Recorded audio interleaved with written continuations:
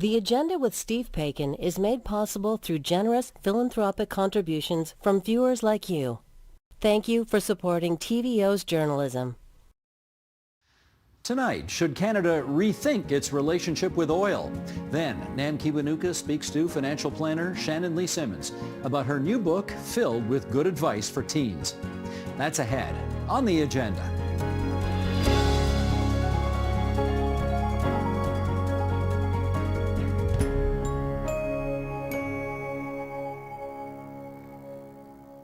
It is not an understatement to say the oil sector plays a significant role in the Canadian economy and has dominated life on this planet for the last century. But with Canada's emissions reduction goals and Donald Trump's global tariffs, what's in store for this commodity? And will it be an issue in our federal election campaign? Let's ask. In Calgary, Alberta, Heather Exner-Perot, Senior Fellow and Director of Natural Resources, Energy and Environment for the Macdonald-Laurier Institute. And with us here in studio, Rory Johnston, oil market researcher and founder of CommodityContext.com.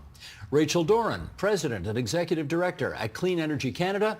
And to start our conversation off tonight, we welcome Don Gillmor, journalist and former roughneck, who has written a book about his experience in the oil patch. It's called On Oil. And it's really good, Don. Well done. This was a terrific read. Really enjoyed it. Thank you. I'm going to ask the other three guests just to sit tight because Don and I are going to talk about his book a little bit off the top here, and then we'll get everybody else engaged in our conversation. But I got to start with this. What the heck is an English major in the 1970s doing as an Alberta roughneck working in the oil patch? Good question, but I had just moved to Alberta from Winnipeg, and I was looking for a summer job, and everyone said the money's in oil. And so a friend of mine and myself went around all the oil companies and dropped off our very slender CVs. And finally a secretary said, "You two idiots are never going to find a job this way." He said, "If you want to get a job, get in your car, drive to Medicine Hat, and drive up to the rigs because the turnover is so high." So we did, and you could see the derricks from, 30 kilometers away. And we drove up to the first derrick, and there was a sign that said, "This rig has worked 0 accident-free days." And there was a guy sitting on a 40-gallon drum with his hand wrapped in gauze and blood staining his jeans. And so we thought, well, there's a job opening here. That's the first thing you thought, that was, as opposed to turning the car around. But he didn't hire us because we had no experience. And we drove around for 3 days to all these rigs. And finally we got to one where the crew hadn't shown up, and the driller looked at us, and this was the 70s, and we had, jeans and long hair. And he said, "Well, I guess you girls will have to do." And that was the beginning of my career as a roughneck. How did you not get scared away by the sight of the blood and the fact that you knew nothing about this business and could easily have been, crippled or killed or something in it? Well, it wasn't a great introduction, but, the money was so tempting. And, I wanted to ski in the winter, and which is an expensive sport for a student. And so this was the kind of the best route to that. Was oil as important to Canada back then, we're talking 50 plus years ago, as it is today? I don't know that it was. It was certainly, it was critical to Alberta at the time. And I think that was the moment where, it was really kind of the provincial zeitgeist. And there was a tremendous energy around Calgary, especially. You could sort of feel this, all the money that was coming in and all the people that were coming in. And so you had this feeling that you were sort of at the center of something. The city was on steroids at the time, wasn't it? It was on steroids. Just booming. Yeah. And what was that line that they said after there was a huge boom, lots of revenue, then came the bust?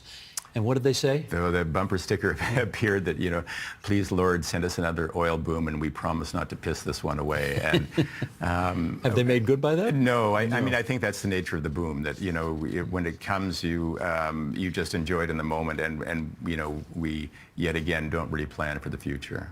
Let's do an excerpt from the book. This is from On Oil by Don Gillmor. Canada's oil landscape is equally Byzantine. Canadian pipelines tend to run south rather than east. So Ontario and Quebec get their oil from an evolving patchwork of sources that shifts depending on economics and politics. Oil has a pulse. It evolves and migrates, transforming cities and governments, entire countries. It fueled economic growth and triggered recessions and gave us the romance of the open road.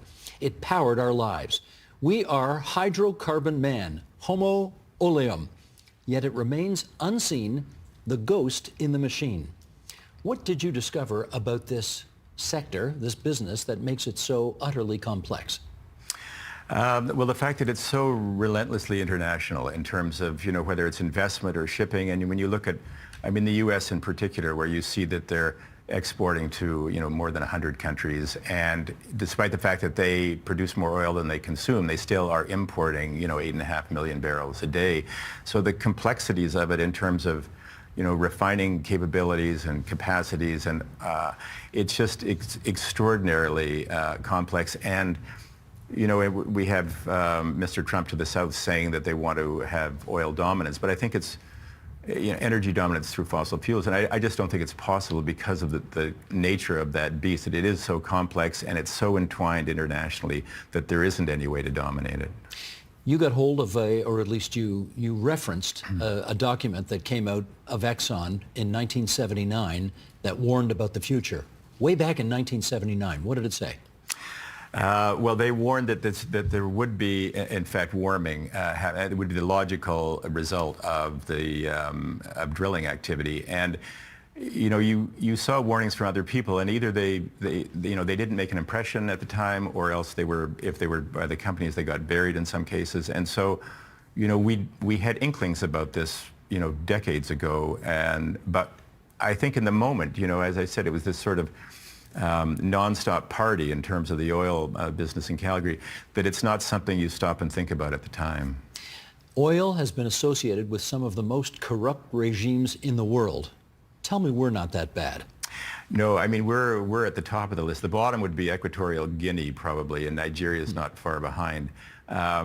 Certainly in Canada, and I know this is a complaint that we may hear from Rory later on, that there is too much regulation and too much environmental oversight in Canada. Certainly it has among the best in the world. And so on that front, we're in pretty good shape. But it's a pretty low bar in a lot of the other countries, I have to say. But this notion of ethical oil, we can sort of trumpet that a little bit? Yeah, I think so. I guess, it's defined in different ways, but for the most part, I think we probably can. Okay, let's broaden our discussion here. Thank you for setting the table for the discussion to come. Sheldon, I'm going to ask you to bring up that graphic, and we'll go through some more background here and get everybody else involved in this conversation.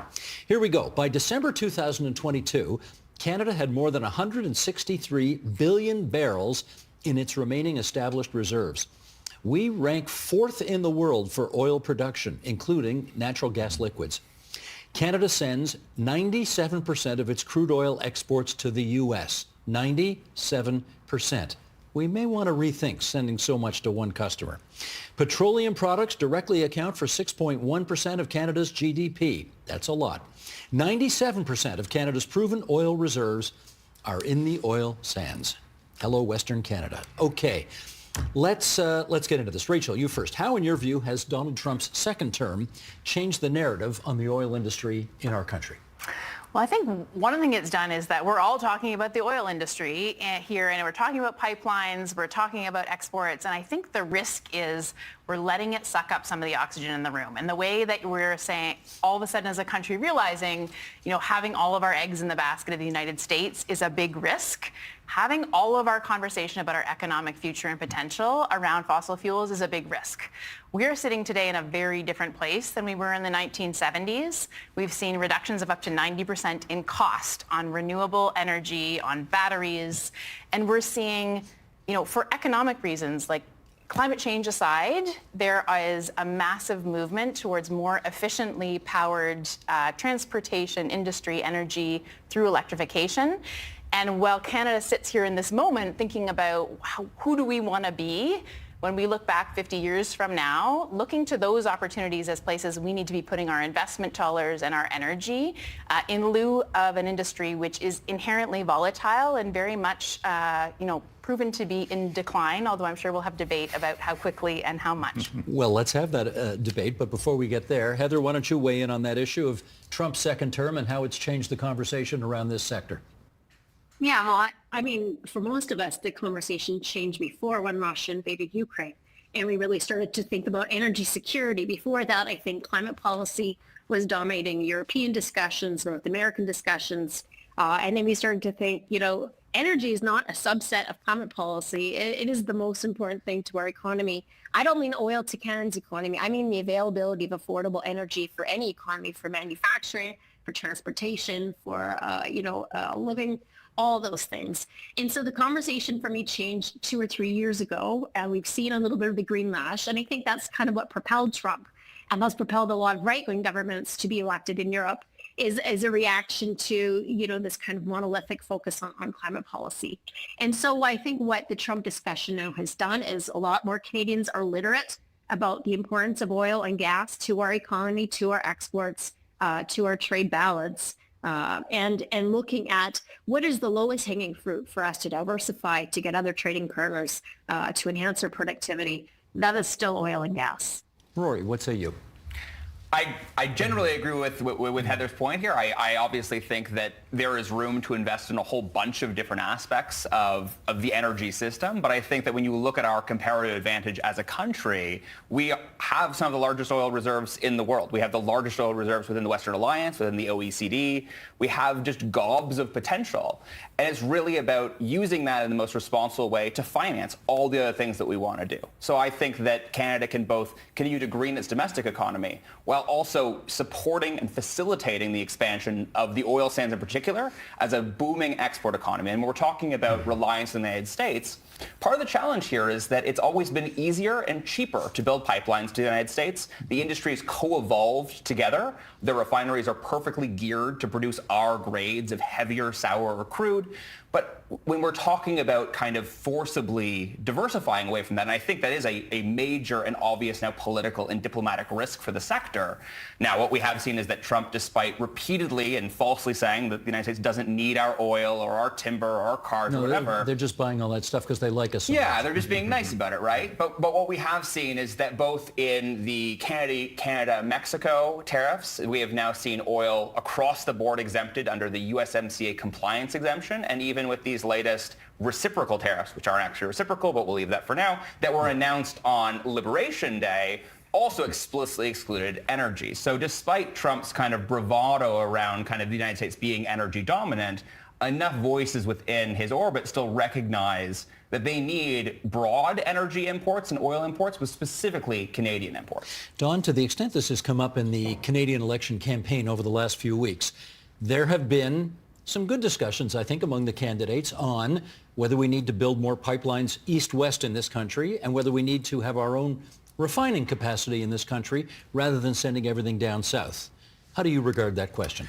Well, I think the issue there is, I think it would have been a brilliant idea in 1980 to build the pipelines. I think it would have been a viable idea 25 years ago. My fear right now is, because of the cost of that infrastructure and because of the timeline, if we look at 12 years and $34 billion for the Trans Mountain, and here we have a longer pipeline, we'd be doing 1,600 kilometers of new pipeline, I think 3,000 of retrofitting existing pipelines.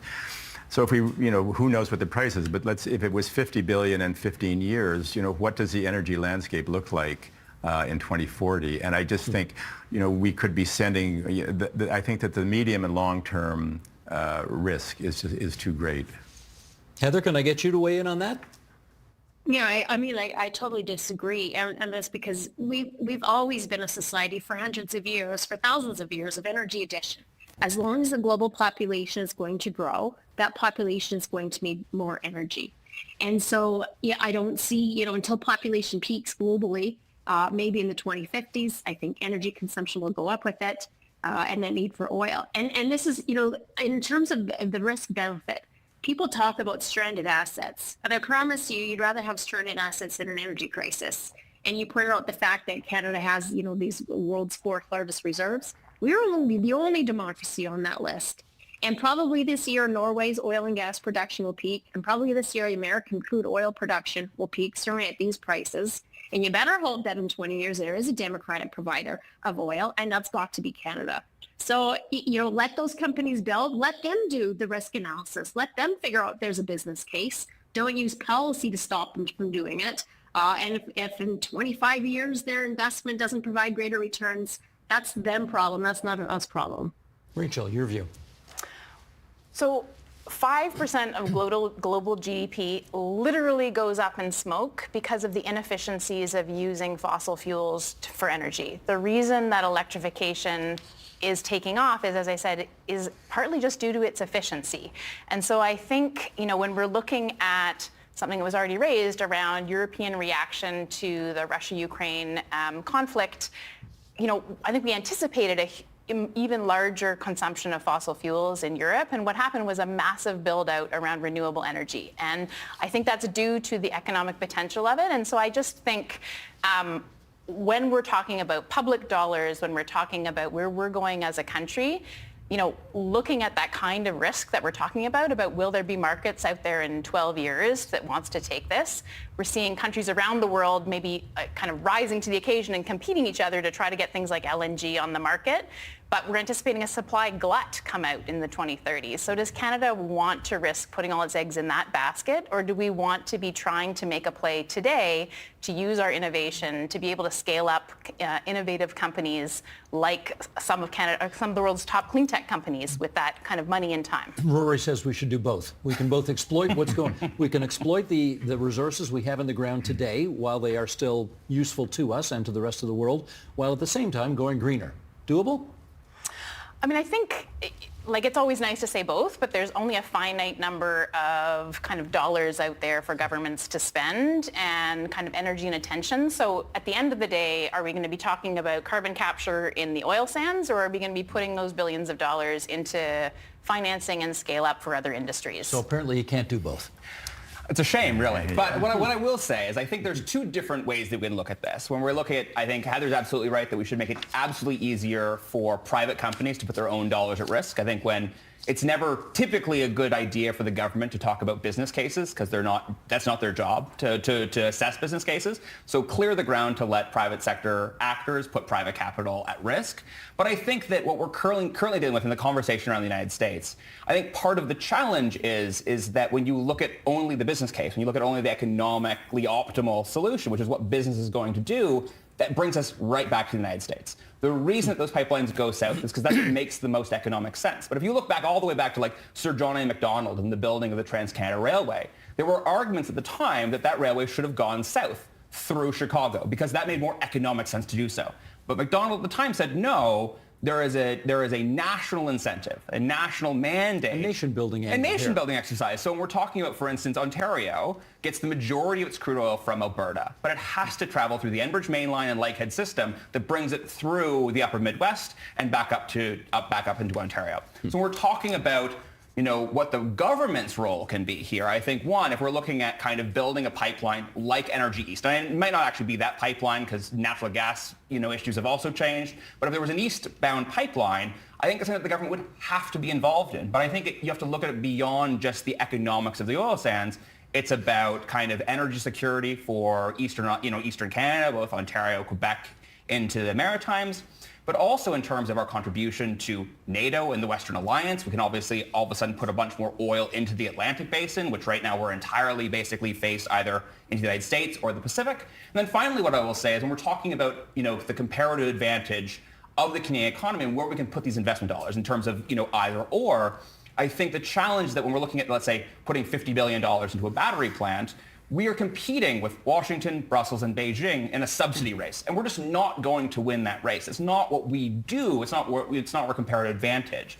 But when we're looking at spending that same amount of dollars, say, building a pipeline to enhance market access, or even investing in carbon capture and sequestration, kind of putting more federal dollars towards, say, the Pathways Alliance project out west, I think that can help us do the thing that we have a comparative advantage in doing and do it better.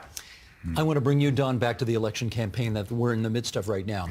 The NDP leader, Jagmeet Singh, made an announcement the other day in which he announced he was going to spend billions upon billions for new housing programs and a variety of other social programs that he would like to bring forward.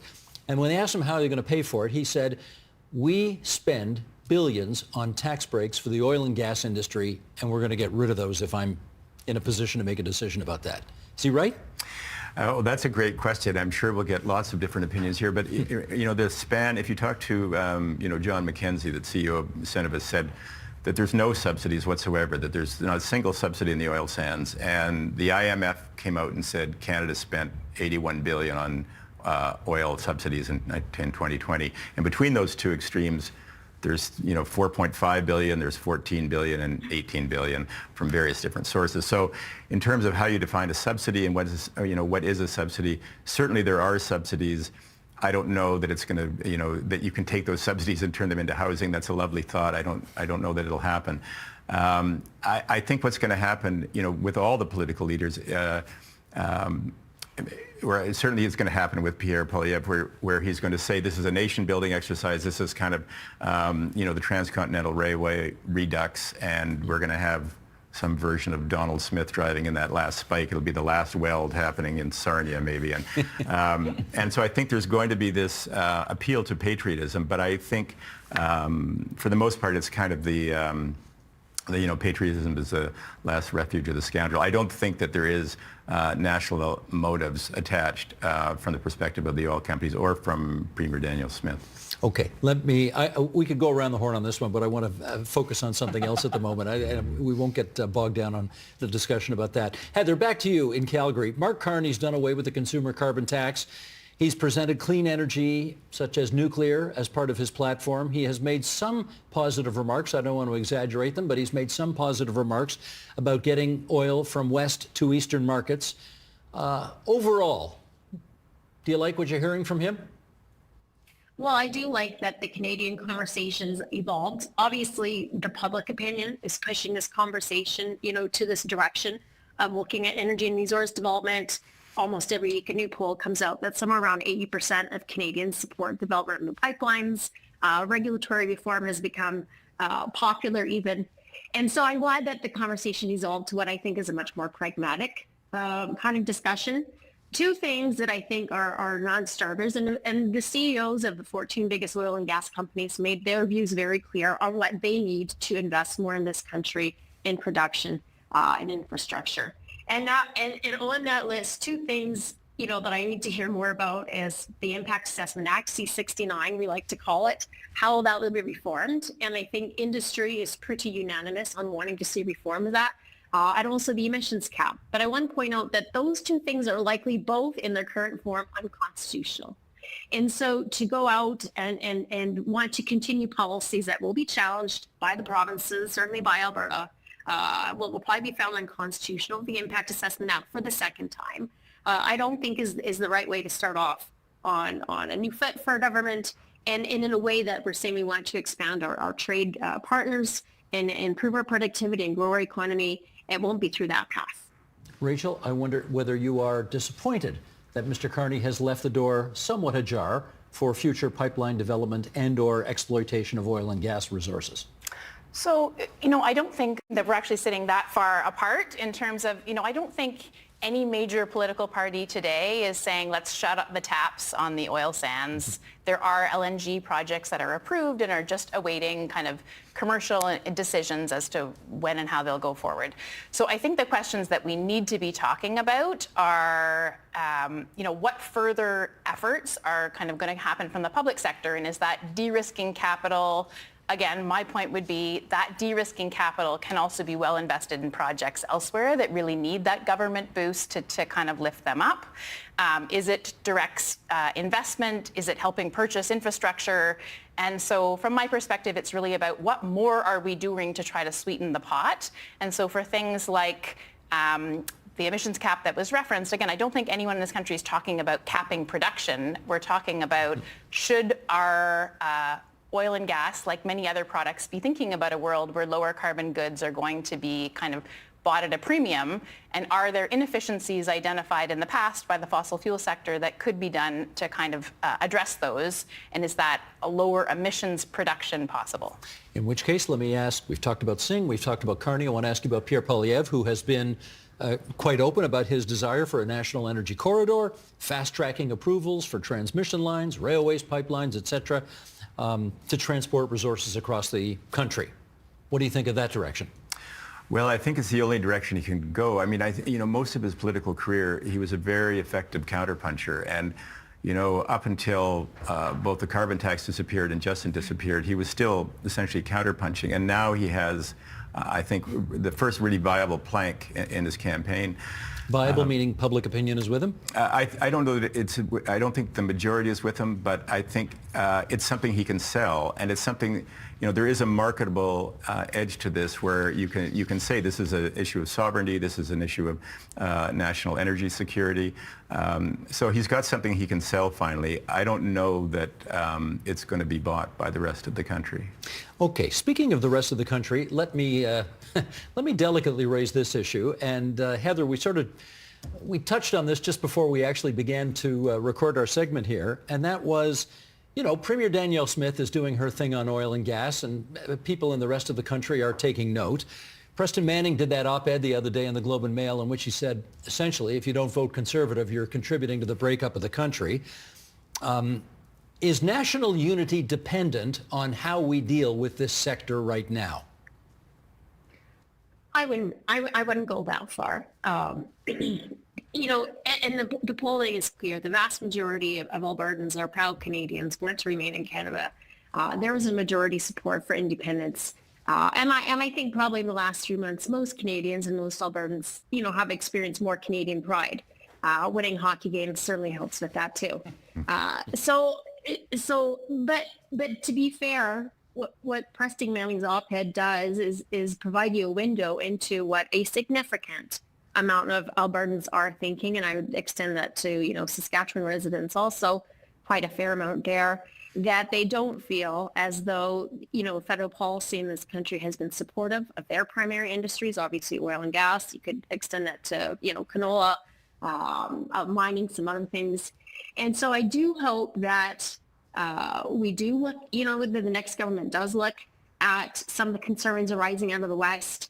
An easy one, as we often say, is stay in your lane, respect the Constitution, respect Section 92.8, allowable provinces to control their resources, and don't put barriers in front of them from developing it. So I don't think most Canadians are even opposed to that. And so I would, hate to see a federal government run on something that I don't think will be helpful for the entire country, let alone Alberta and Saskatchewan. Rory, I can tell you the column by Preston Manning landed with a thud in central Canada, and I suspect Atlantic Canada as well, and maybe even Quebec. The notion that, if you don't vote for the party that I think you should vote for, you're going to contribute to the breakup of a country is a bit of a, well, I won't characterize it. Let's just say there are a lot of people who were not too happy with that. Has oil become inextricably linked with national unity in this campaign? I would echo a lot of what Heather just said, but I would say that, for instance, we were just talking about the emissions cap, which I think technically, yes, is not a production cap, but the way it is currently constructed would have a major deleterious effect on production, and particularly relative to, an opportunity where you didn't have the emissions cap in place.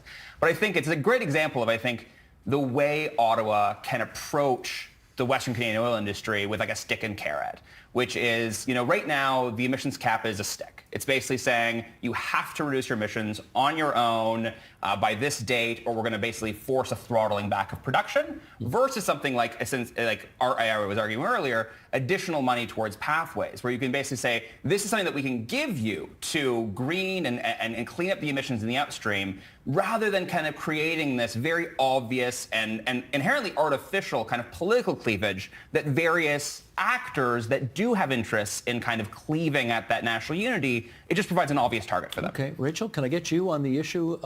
What do you think of what you're hearing out of Premier Smith and Preston Manning these days? Well, I think we're in this moment in time. Yes, it's a federal election, which causes a lot of maybe diversity of views, but we're also in this moment where we're seeing a lot of alignment between Canadians and a real energy behind buy Canadians, support other Canadians. And at the end of the day, what I would hope is that Canadians in every part of the country are looking at what will provide the greatest affordability for households, what will provide the greatest future for our economy, and trying to find ways to meet that collectively for the benefit of all. And I guess for me, Alberta is maybe just one case, a risk case in point, because their provincial budget is built around an oil price of $68 a barrel. And so when it goes below that, that results in a deficit in the Albertan budget. And at the same time, they left $33 billion of investments in new renewables because Alberta was an amazing place across Canada and real leader in terms of renewable development by putting a pause on renewable development. So I think it's just an example of like, to meet those objectives, let's look at a diversified portfolio in a way that will benefit all Canadians in all parts of the country. How do you see oil playing out in this election campaign in terms of national unity? You know, I don't think it is. I don't think it's going to do much for national unity. I mean, I think right now what's doing the most for it is President Trump, and I think oil will play a part of that. I think one of the issues is the timeline, because in terms of insofar as you can have energy security exclusively through fossil fuels, which I'm not sure you can. That it would happen in such a 10 or 15 years from now at the earliest, and I think it then becomes an abstraction. So I don't think it's going to be as big an issue here as it will be, say, in Alberta. Oh, for sure.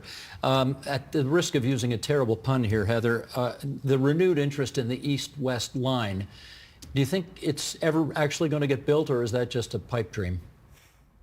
I love it. I love a good kite pun. We've talked a lot about of west to east pipelines, and to Rory's point, the main motivation for that would be energy security, to keep Canada fully energy independent. And you can debate the merits of that and what you want to do. I think from a perspective out west, we're looking for west to west pipelines. We're looking to reach those Asian markets. We are looking to diversify.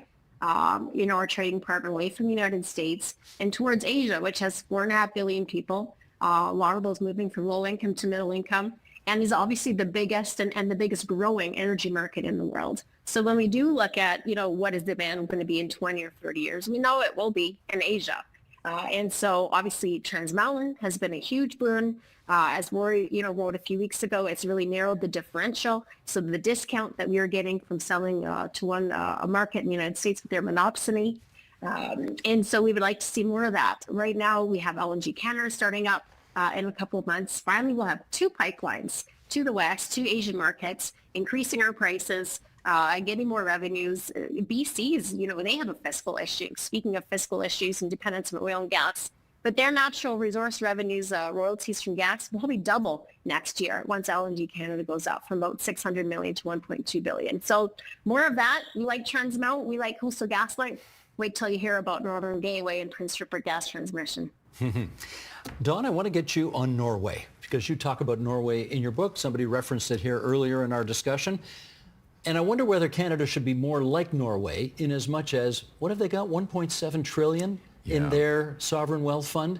And what have they got in the Alberta Heritage Fund? I think maybe it's 21 at this point. A few billion, 21 billion? Yeah. I mean, I won't get into what it should be, but should we be more like them? Well, I mean, we should have been more like them, I think. I don't think we can be like them now. When I left Alberta, I think the fund was at 11 billion. Now it's at 21 billion, decades later.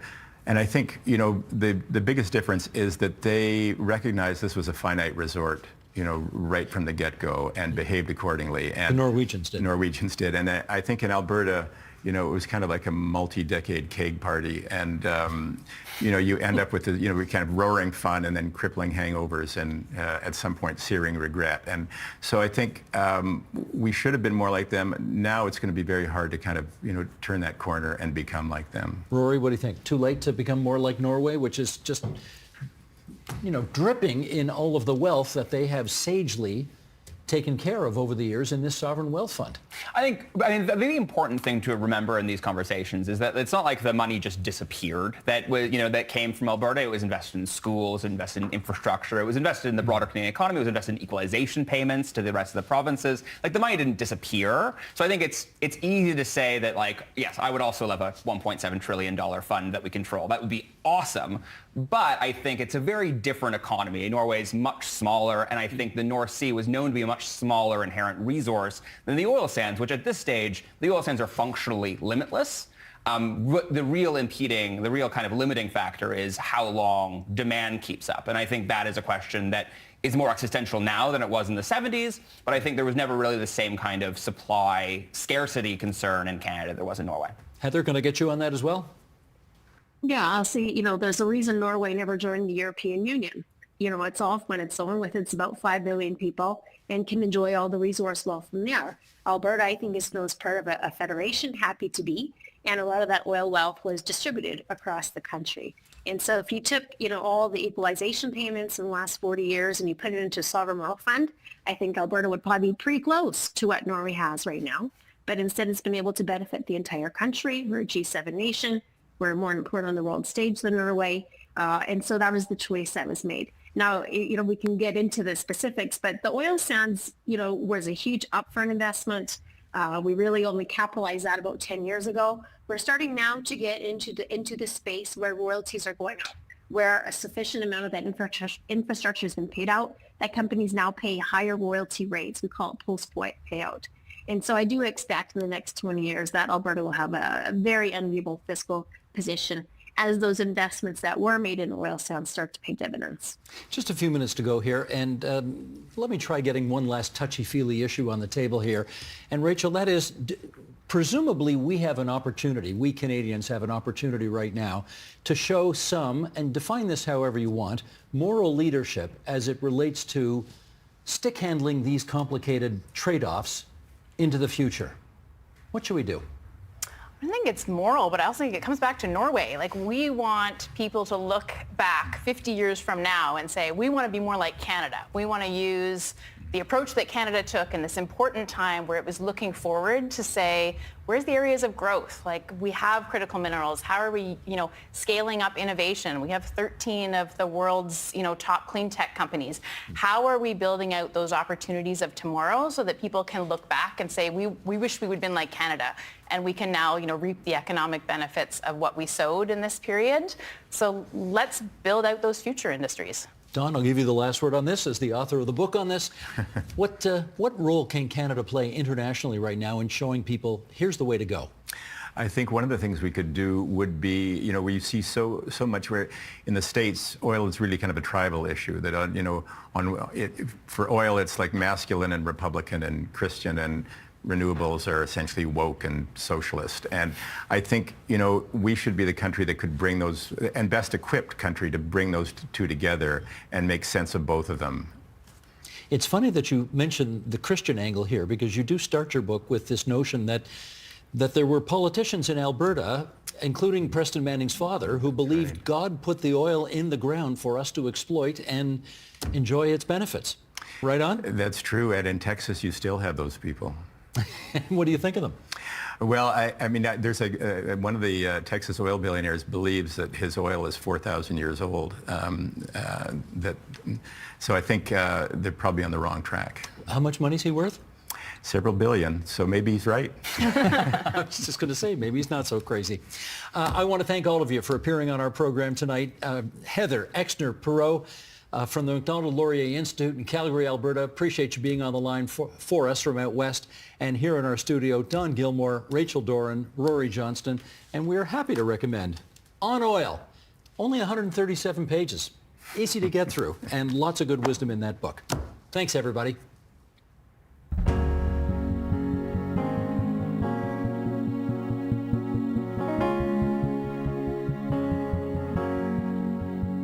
When looking for financial advice, viewers of this program might want to turn to this familiar face. Shannon Lee Simmons is a financial planner and founder of the New School of Finance, and in her latest book, Making Bank, Money Skills for Real Life, she gives younger readers some key insights into how they should manage their money. Welcome back, Shannon. Thanks for having me. I am 40-something, and I was like, I don't know half the things in this book, and on it, it says for teens, but I learned so much. Yeah. So money is really hard to talk about at any age. Yes. Why did you choose to write a book to help young people with their finances? So many reasons. It started rather organically. In my day-to-day life as a financial planner, I had clients who have teenagers, and they were like, can you just sit down with my teen? We're having fights about money, my kid just got their first job, and like they want to sit down. Can you teach them how to budget? And so I started working with teens sort of like on the side within the context of that, and learned very quickly there's so much going on with this demographic. This cohort is so unique. And so, how is it unique? So this demographic, or this cohort, and the ones just slightly older in their 20s now, like this is a cohort that grew up never seeing money their parents were like tapping from a young age. Like when I was a kid, I would go on Friday to the bank. My dad had a bank book, and you would like see money come out, and then I would see him give it to the pizza man. I saw it.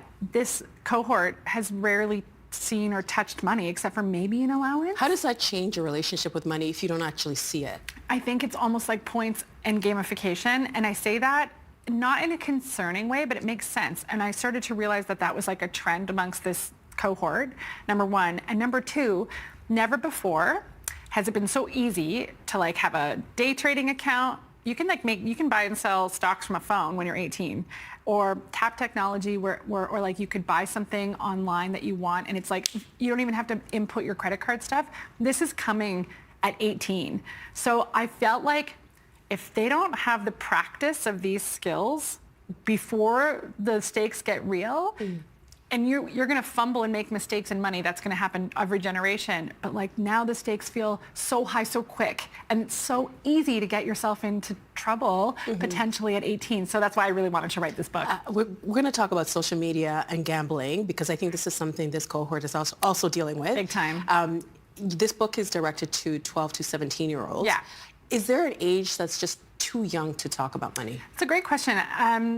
I think you can always talk about money, but when you have younger kids, I think maybe more focusing it on budgeting and almost treating budgeting like an inevitable household chore, like laundry. You know what I mean? We don't get emotionally upset about doing the laundry. Well, I mean, I do sometimes, but when I can't keep up with it. But like, it's part of a skill set, a domestic labor that you need to like teach your children like a chore. And I think when they're younger, doing that with like grocery shopping, and I'm sure anyone listening to this is going to eye roll when I say what I'm about to say, but I actually think it's important if you're trying to teach someone about money, a young person, like you take out money and you make it a math problem. You're like, here's what we need, here's what we have, what can we do? And but I hate math. It's horrible. That's what I get from my kids. Totally. And then it's like, okay, then we don't get the treats and I make all the decisions. So that's like a motivation for them. It's like, oh, well, I do want that convenience food, or I do want those granola bars, or I do want that thing. So like, I guess I'll participate. Do you know what I mean? And that idea of like hating math and having it not fun is one of the main reasons I also want to write this book, and why I wrote it like stories, like fictional characters, so that it doesn't read like a sort of textbook. Because one of the feedback pieces I had over the last 2 years working with teenagers was like, I don't want to do math for fun. Right. I don't want to do that. But math is in everyday life, everything that we do every day. Every day. So 2 years you researched this book. Yes, I did. And some of the stories that you tell in the book, I was really shocked at the age and the things that young people are concerned with. Yeah. Do you see more young people concerned about their financial future? Yes. And again, I don't even know that a book like this would have hit 10 years ago. And what's interesting and unique about this cohort of teens, and the ones that are just above and just below, is that they're now getting financial information from the internet in ways that like didn't exist even 15 years ago or 10 years ago, like financial influencers. So before, you would sort of learn your financial information from your parents, and now they're starting to teach it in school, which is fantastic. So from teachers, and then maybe your direct peers would have something to say about what's going on with your money. But now you can choose to follow people online who are doing direct education about finances. And some of the educators are great, and some of them really push product. They're sponsored by like credit cards, and they are also, some of them can be pushing like a very high risk tolerance about like getting rich quick and like how to invest quick and all this kind of stuff. So I think that this cohort has questions way younger. Like I'm talking about day trading with like a 14-year-old being like, what? You know what I mean? Like that. I was obsessed wild. with gem and the holograms when I was younger. I wasn't thinking about money. Right. But there's a lot happening in the world. Yes. I think kids also have access to news in a way that maybe we didn't when we were younger. You got it. Are kids also picking up that the threat of unaffordability that we're experiencing? Yes, and I think that that's what's leading to this, like, I got to make money now, I got to make it fast, and it's like, I don't care about the long run. It's not that I don't care about the long run, but I don't really trust the long run view, because they're aware that like housing is expensive. So many times I heard, especially from the older teens, 15, 16, 17, like a lot of anxiety about like, well, I'm going to go to post-secondary, but it'll probably take me, 3 to 5 years to get a job that I can actually move out with. Like they're saying these things, like they're super aware of it. Or maybe I won't buy a house, but I would love to. So I'd love a job that could allow me to buy a house one day and not be stressed. Like they're talking about work-life balance at like 15, because I think they're also seeing a generation of parents who are like grinding it out. And the conversation at home, the conversation in the news. I think somebody might hear that and think that's harming kids, but is it harming them? I don't think so. I think the kids that I was talking to, and I tried to do a wide, different array of socioeconomic backgrounds and all that kind of stuff. It's not that they're not hopeful. I think they're realistic. I'm an elder millennial. I'm 40 years old. And I was part of that first cohort who was like, everything will be fine if I just go to school. And then I graduated. Because that's what you were taught. That's right. And then I graduated and I was like, oh my God, this is not happening in the same way. So there was that grief of a timeline that I thought was happening and that a lot are still reconciling with. Myself included, oh my gosh, I followed the rules and it didn't work out the way I thought it was going to. And I think this demographic, just by having information, is a lot more realistic. They are hopeful, but they just see it for what it is. They know what's up. I was really impressed, actually. Well, I mean, that word you just used, grief, because you are told if you do certain things in your life, then when you get older and you've got that plan, you should be okay. I think for these young people, it seems like the future is so far away. Yes. How do you inspire them to maybe take it a bit more seriously? This book is really about what's happening tomorrow. I don't think one can.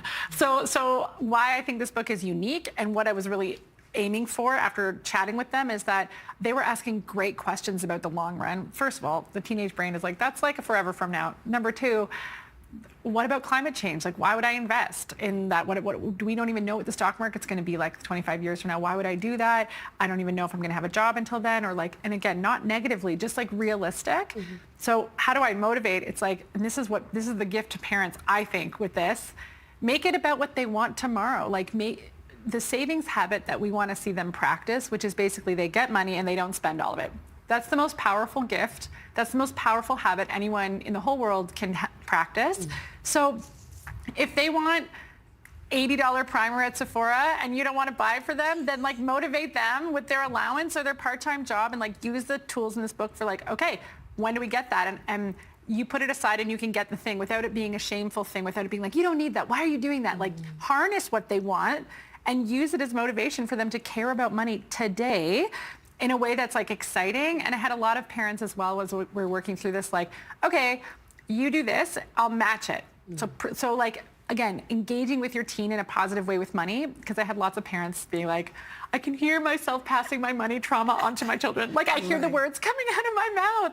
And I'm we're human, of course. Well, speaking of parents, because I think when we were growing up, allowance might have been a different amount. Oh, yeah. So maybe in our minds, we're thinking, well, $20 was fine when I was younger. Yeah. Why isn't it okay for you? How do you have those conversations with our parents? Literally, Mia, chapter 3, because it's what you're talking about is real. And I think that was such a disconnect that I came across multiple times. That's why that's in the book, is that parents think that kids should be able to afford it because they don't think it's important to have the whatevers or that you spend too much on Starbucks or you spend too much on this. That's your own values, not necessarily of your teen. And if the whole point of this is to teach financial responsibilities, that when they turn 18 and that phone goes in their hand, they already have a phone probably, but the ability to buy and the ability to trade, you want them to be prepared for that. So the whole point is to practice. It's not abstinence is the best thing. It's teach them how to spend money and save money and enjoy their money at the same time, because that's what it's for. And if they make mistakes, they learn. Could use the word trauma. Yeah. So for the book, you interviewed different teens with different financial circumstances. Yeah. Did you find a correlation between how the kids are with money and how their parents are with money? So interestingly, no. And yes and no. How I would answer that properly is I found a lot of the rhetoric that came out of their mouth to be reflective of how parents would talk about money, but their own relationship to it in the sense of if they're a natural saver or a natural enjoyer of money, I think it's who you are at your core. So if you're a person who naturally is a little bit more scarcity mindset and a little bit more saving, that's innately who you are. And then if you have parents who are like that, then it's a real vibe. If you're a person who's naturally saving like this and your parents are not, and they spend lots of money, that's going to stress you out. And if you're a person who's like, I'm a pleasure seeker, I'm a natural overspender, and then you have parents who are like that too. I mean, everyone's having a party. And then if you have parents who are afraid of that, that's also a place for conflict. So I do find that we sort of are who we are.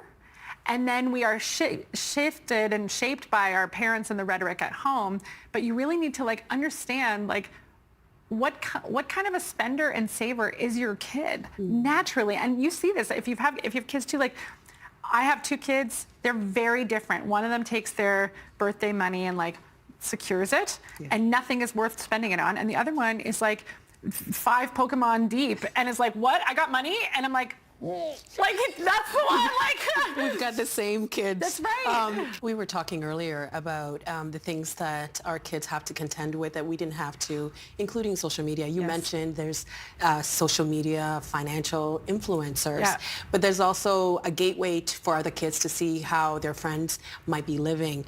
Talking about social media and spending habits, how do you approach that in the book? This is so hard. I feel very lucky I didn't have to contend with this as a teenager. It sounds terrible and really hard. So I have so much empathy and compassion for what they're going through, because how can you, the capacity for want is endless, because you're being marketed to in a way that, like, you know, when I was younger, I would open a magazine and I was like, well, I really want that lipstick, or I really want those shoes. And then I would close the magazine and I would walk away from it. It wouldn't follow me into the next room. And then I wouldn't have, as you say, access to see just how many of my peers, not friends, peers, or people that, like, social media tricks us into thinking the people we follow are our peers, when truly, like, they could be 5 schools over, like not in the same high school, you met them once at a volleyball tournament, and now they're on your, now you know what's up. Now you know what they're up to in their life. Maybe what you're missing. That's right. And it's just unprecedented. So now you can see so many more people, what they have and what you don't. So it makes that feeling of broke higher, or like, I don't have enough. The want is higher. And then as soon as they're 18 with a credit card, it's like the capacity to just buy is so fast. And it's really tough. And it is hard for adults. I'm sure anyone listening to this program is like, I struggle with that. I'm like, can you imagine with a teenage brain trying to fit in? Like, just brutal. So I feel for these kids in a huge way. That's why, again, I wanted to write this to be like a fun way to practice it, because like they have to contend with stuff that we just didn't have to contend with. And then if you do that, then you end up in debt. I grew up thinking debt is a bad thing. Yeah. Is it? Great question. So I have no problem with mortgages. They're a necessary evil. If you want to buy a house, I don't know many people who can just walk up and buy cash. So that kind of debt, okay. If we're getting a car loan, also okay. Student debt, I think, is really important. I tackle that in the book in a big way. One of the characters in the book is terrified of going into student debt, almost to the point where, like, you know, sort of punishing financial habits, but maybe I won't go to school. There's a real fear of it, and I think that's part of the rhetoric. But I always am saying, like, if you, within reason, you know, going to school is like a mortgage on your brain a little bit, but your future cash flow is your greatest asset. And I don't think that the teens I talked to had never thought about that, about like what I'll earn in the future is actually my greatest asset. And so that this sort of like spending that I'm doing here to earn that. And so when you add up somebody's lifetime income and say it's millions of dollars, even if you have a mediocre salary and millions over 40 years, that was very exciting for them. Like, oh, well, then that makes this like $20,000 student loan feel way less scary. Like, you know what I mean? Like, oh, okay, well, that does make sense, instead of it being this terrifying thing. Credit card debt, consumer debt, I do think I'm seeing a lot of younger people, like in their 20s now, getting instantly into consumer debt, and that's because the cost of living is high. And I also think technology has allowed it. And so that's also what this book is trying to get in there just before that and help them practice, so that it doesn't continue to happen. The other thing that I mentioned too is that gambling, we see gambling commercials on television, on social media. You mentioned that more young people have access to stock markets, investing. What advice would you give to parents and kids when it comes to these situations? So differentiating gambling and investing. However, obviously, as an adult, we all know this, but I think that there is a blurred line for some of the young people, because the investing that I was talking about, a lot of the conversations were not about like a well-diversified low-fee portfolio for the long run. It was like, what stocks should I buy? Like, what penny stocks should I buy? Or like, do I YOLO on this, which means putting all your life savings on one stock and hoping to make it big over 30, like this kind of thing, which is not like an investment strategy. So that's when I just want to be specific about that.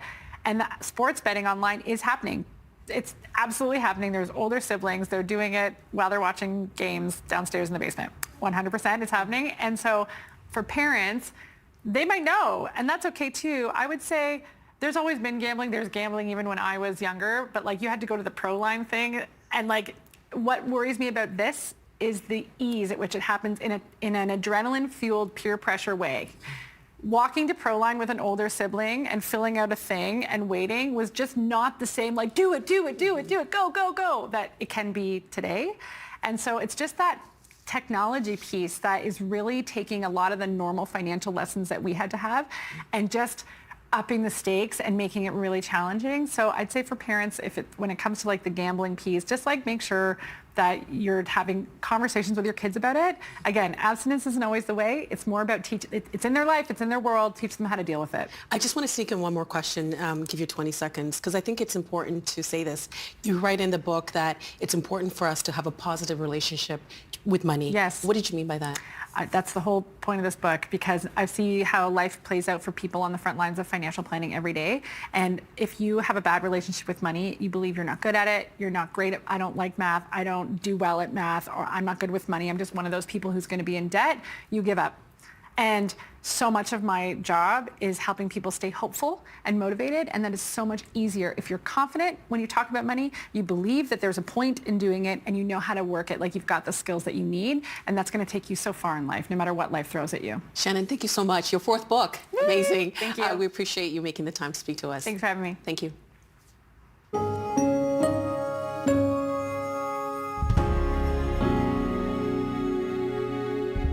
And that is the agenda for Thursday, April 10th, 2025. Tomorrow, John Michael McGrath and yours truly will look at Premier Doug Ford's tax breaks for businesses hit hard by Donald Trump's tariffs. I'm Steve Paikin. Thanks for watching TVO, for joining us online at tvo.org, and we'll see you again tomorrow. We are where you are. TVO's current affairs journalism is available across platforms across Ontario, on Roku, Amazon Fire, Apple TV, and more. Catch The Agenda, The Thread, On Poly, and other podcasts, docs, and video series on the device of your choice when you choose.